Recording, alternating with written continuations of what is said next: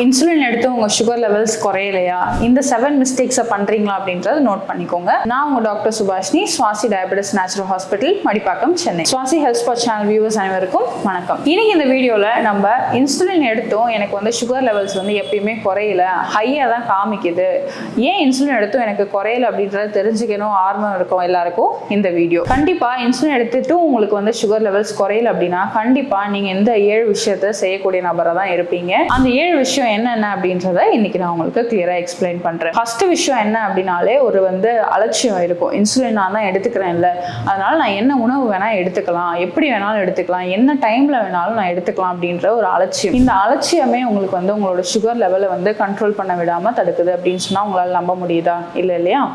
அப்போ நீங்க இன்சுலின் எடுக்கிறதுனால நான் என்ன வேணா எடுத்துக்கலாம் அப்படின்றது நினைக்கிறது ஃபர்ஸ்ட் தவறான விஷயம். இன்சுலின் எடுத்த உடனே வந்து ஹை கார்ப்ஸ், அதாவது அதிகமான மாவு சத்து உள்ள உணவுகளை நீங்க எடுத்துக்கிறீங்க அப்படின்னா உங்களுக்கு ஆல்ரெடி இருக்கிற குளுக்கோஸ்ல வந்து அப்சர்வ் பண்றதுக்காக தான் நீங்க இன்சுலினே போட்டுக்கிறீங்க. அப்படி இருக்கிறப்போ திரும்பவும் அதுக்கு வந்து குளுக்கோஸ் கொடுக்குறீங்க அப்படின்னா அது டபுள் லோடு தானே. அப்போ இன்சுலின் எடுக்கிறதுனால மட்டும் நான் வந்து மாவுச்சத்து உணவுகள் அதிகமாக எடுத்துக்கலாம் அப்படின்றது எந்த விதத்துல நியாயம்? அப்போ இன்சுலின் எடுத்துக்கிற பேஷண்டா இருந்தீங்க அப்படின்னா கண்டிப்பா அது எடுத்ததுக்கு அப்புறம் அதிக மாவுச்சத்து உணவுகள் எடுத்துக்கிறத தவிர்த்துருங்க. இது நம்ம முதல் மிஸ்டேக். இன்னொன்னு பாத்தீங்க அப்படின்னா இன்சுலின் எடுத்துக்கிறதுக்கு ஒரு பர்ஃபெக்டான டைம் வச்சுக்கணும். இன்னைக்கு காலையில நான் இந்த டைம்ல வந்து இன்சுலின் எடுத்துக்கிறேன் அப்படின்னா அடுத்த நாளும் இன்சுலின் நீங்க அதே டைமுக்கு தான் எடுத்துக்கணும். இன்னைக்கு காலையில நான் 8 மணிக்கு எடுத்துக்கிறேன், நாளைக்கு 9 மணிக்கு எடுத்துக்கிறேன், எனக்கு எப்போ சாப்பிடணும்னு தோணுதோ நான் அதுக்கு முன்னாடி இன்சுலின் எடுத்துக்கிறேன் அப்படின்ட்டு ஒரு நாள் ஒரு டைம் வச்சிருந்தீங்க அப்படின்னா உங்களுக்கு வந்து சுகர் ஏறுதா இல்லை வந்து சுகர் குறையுதா எப்படி ப்ரெடிக்ட் பண்றதுனே தெரியாத ஒரு சூழ்நிலை வந்துடும். அப்போ அதுவுமே உங்களுக்கு வந்து ஒரு ஆபத்தா மாறதுக்கான ஒரு விஷயம் இருக்கு. ஸோ இன்சுலின் நீங்க எடுத்துக்கிறீங்க அப்படின்னாலும் ஒரு ப்ராப்பரான டைம் வந்து ஃபிக்ஸ் பண்ணி வச்சுக்கோங்க. ரெகுலர் டைம் நீங்க யூஸ் பண்றீங்க அப்படின்னா உங்களோட சுகர் லெவல்ஸ் வந்து நல்லாவே கண்ட்ரோலுக்கு வரும். இது வந்து ரெண்டாவது விஷயம். மூணாவது தவறு அப்படின்னு பார்த்துக்கிட்டீங்கன்னா இன்சுலின் எடுக்கிற பர்சன்ஸ் என்ன பண்ணுவாங்கன்னா யூஸ்வலா நைட்ல வந்து ரொம்ப லேட்டா தான் உணவு எடுத்துப்பாங்க. இன்சுலினுமே நைட் வந்து லேட்டா தான் போட்டுப்பாங்க. அப்படி இருக்கிற பட்சத்துல என்ன ஆகும் அப்படின்னா நேச்சுரலாவே நம்ம பாடி வந்து 6 மணிக்கு மேல, அதாவது சாயந்தரம் 6 மணிக்கு மேல ரெஸ்ட் மோட் அப்படின்னு சொல்லுவோம், இந்த ரெஸ்ட் மோடுக்கு போயிடும். அப்ப என்னன்னா நம்மளோட மெட்டபாலிசம் எல்லாமே நேச்சுரலாவே ஸ்லோ ஆகும். இந்த டைம்ல ஆல்ரெடி உங்களோட மெட்டபாலிசம் ஸ்லோவா இருக்கிற பட்சத்துல நீங்க மறுபடியும் வந்து நான் லேட்டா தான் சாப்பிடுவேன், 10 மணிக்கு தான் என்னோட இரவு உணவே இருக்கும், இன்சுலின் நான் வந்து 9 மணிக்கு தான் போட்டுப்பேன் அப்படின்னாலும் ஒரு பயனும் கிடையாது.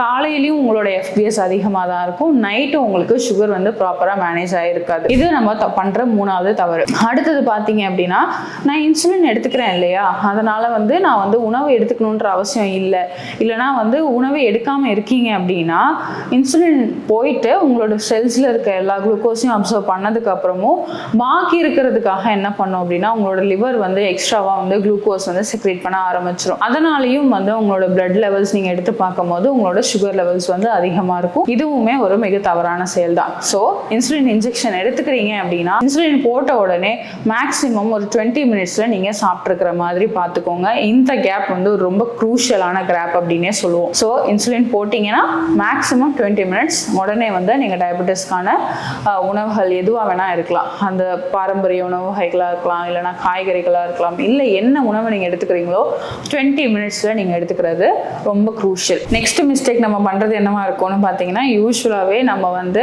ஒரு செடென்டரி லைஃப் ஸ்டைல் இருந்ததுனால தான் நமக்கு வந்து டயபெட்டிஸே வந்திருக்கும். அதை வந்து நம்ம ரியலைஸ் பண்ணாமல் சரி நம்ம தான் இன்சுலின் எடுத்துகிட்டு இருக்கோம்ல, சுகர் லெவல் நமக்கு நார்மலாக வந்துரும்ன்ற என்ன பண்ணுவோம், திரும்பவும் நம்ம அதே செடென்டரி லைஃப் ஸ்டைலை தான் ஃபாலோ பண்ணிட்டு இருப்போம்.